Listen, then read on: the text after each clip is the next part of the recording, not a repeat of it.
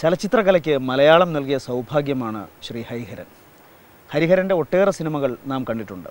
എല്ലാ സിനിമകളും നമ്മുടെ മനസ്സിൽ കലാമേന്മയുടെ ചാരുതയും ജനപ്രീതിയുടെ അനുഗ്രഹവും നൽകിയവയാണ്. എന്തുകൊണ്ടാണ് ഒരു കലാകാരന് രണ്ടു വശങ്ങളും ഒരുപോലെ വിജയമാക്കി തീർക്കാൻ സാധിക്കുന്നത്? അതിന് ശ്രീ ഹരിഹരൻ ഒരുപാട് മറുപടി പറയാനുണ്ടാവും. കാരണം ഏതാണ്ട് 48-50 വർഷത്തെ അനുഭവമാണ് അദ്ദേഹത്തിന് സിനിമയിൽ നിന്നും നേടാൻ സാധിച്ചത്. 1964 സിനിമയിലെത്തിപ്പെട്ടു അദ്ദേഹം. അന്നത്തെ മദിരാശി ജീവിതം എന്ന് പറയുമ്പോൾ അത് കാർക്കശ്യം നിറഞ്ഞതാണ്. വലിയ സംവിധായകരോടൊപ്പം സംവിധാനകല എന്തെന്ന് പഠിക്കുക, ഒപ്പം മനസ്സിൽ കൊണ്ടു നടന്ന സംഗീതത്തെ പരിപുഷ്ടമാക്കാനും ശ്രമിച്ചു. അതിൻ്റെ ഫലമായി സിനിമയും സംഗീതവും എങ്ങനെ കൈകോർത്തു കൊണ്ടുപോകാമെന്ന് അദ്ദേഹത്തിന് വളരെ പ്രാവീണ്യത്തോടുകൂടി മനസ്സിലാക്കാൻ സാധിച്ചു. അതുകൊണ്ടാവണം MT വാസുദേവൻ നായരെ പോലുള്ളവരുടെ തിരക്കഥയിൽ അദ്ദേഹത്തിന് മനോഹരമായ കലാശില്പങ്ങൾ സിനിമയിൽ വാർത്തെടുക്കാൻ സാധിച്ചത്.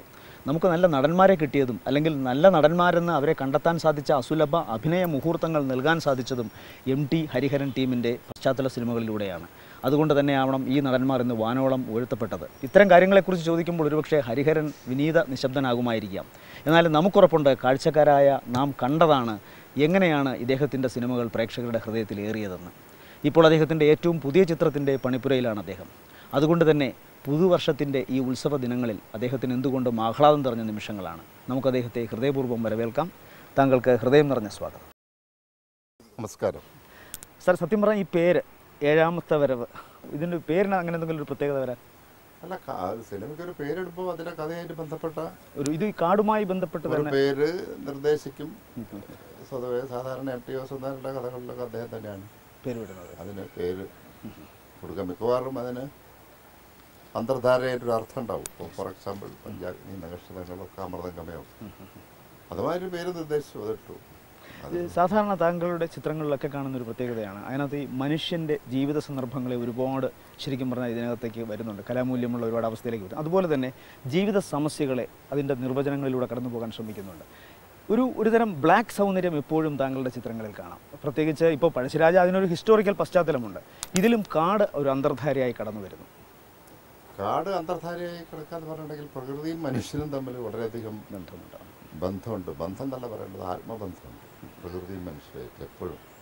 അപ്പോൾ പലപ്പോഴും നമ്മൾ ഇപ്പോൾ സിനിമയിലാകട്ടെ അല്ലെങ്കിൽ ഈവൻ ജീവിതത്തിലാകട്ടെ നമ്മൾ പലപ്പോഴും മറന്നു പോകാറുണ്ട്. പലപ്പോഴും പ്രകൃതി എന്ന് പറയുന്നത് ഒരു അത്ഭുത പ്രതിഭാസമാണ്. നമ്മൾ സത്യം പറഞ്ഞാൽ പ്രകൃതിയിലുള്ള സൃഷ്ടികൾ, മനുഷ്യർ, മൃഗങ്ങൾ, പക്ഷികൾ, മൃഗാദികൾ, ഈവൻ ഇപ്പോൾ ജലത്തിലാണെന്നുണ്ടെങ്കിൽ ജലജീവികൾ, എത്ര തരം ജീവികളുണ്ട് എന്ന് ഇനിയും തിട്ടപ്പെടുത്താൻ പറ്റിയിട്ടില്ല. അപ്പോൾ പ്രകൃതി എന്ന് പറയുന്നൊരു അത്ഭുതം തന്നെയാണ്. അപ്പം പ്രകൃതിയും മനുഷ്യനും തമ്മിലുള്ള ബന്ധം, അപ്പോൾ അത് അകന്നു പോകുന്ന ഒരു സാഹചര്യം ഇപ്പോൾ ഉണ്ട് സത്യത്തിൽ. മനുഷ്യൻ പ്രകൃതിയിൽ നിന്ന് അകലാൻ അതിൻ്റെ അതുപോലെ തന്നെ പ്രകൃതിയിൽ ഇപ്പം പ്രകൃതി എന്ന് പറയുന്നത് മനുഷ്യന് മാത്രമായിട്ടുള്ളതല്ല. നമ്മൾ ദൈവ സൃഷ്ടി, ദൈവത്തിൻ്റെ കാഴ്ചപ്പാടെന്നൊക്കെ പറയുകയാണെങ്കിൽ പ്രകൃതി എന്നുള്ളത് മനുഷ്യനും മൃഗങ്ങൾക്കും എല്ലാ ജീവജാലങ്ങൾക്കും കൂടി ഉള്ളതാണ്. പലപ്പോഴും നമ്മളത് മറന്നു പോയിക്കൊണ്ടിരിക്കുന്നു. ഇപ്പോൾ പ്രത്യേകിച്ച് ഇപ്പോൾ കാട് എന്ന് പറയുകയാണെങ്കിൽ തന്നെ കാടുകളൊക്കെ നഷ്ടപ്പെട്ടുകൊണ്ടിരിക്കുകയാണ്.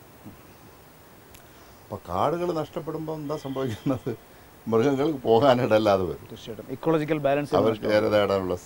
അപ്പം നാച്ചുറലി ഇപ്പം നിങ്ങൾ റീസെൻ്റായിട്ട് ഇപ്പം വളരെ റീസെൻ്റായിട്ട് നിത്യം എന്ന് പറഞ്ഞ മാതിരി വരുന്ന വാർത്തകളാണ് ഈ മൃഗങ്ങൾ, പുലി നാട്ടിലേക്ക് ഇറങ്ങുന്നു, പുലിയെ വേട്ടയാടുന്നു, പുലിയെ വെടിവെക്കുന്നു, പുലി കൊല്ലുന്നു, അല്ലെങ്കിൽ പുലി മനുഷ്യരെ കൊല്ലുന്നു.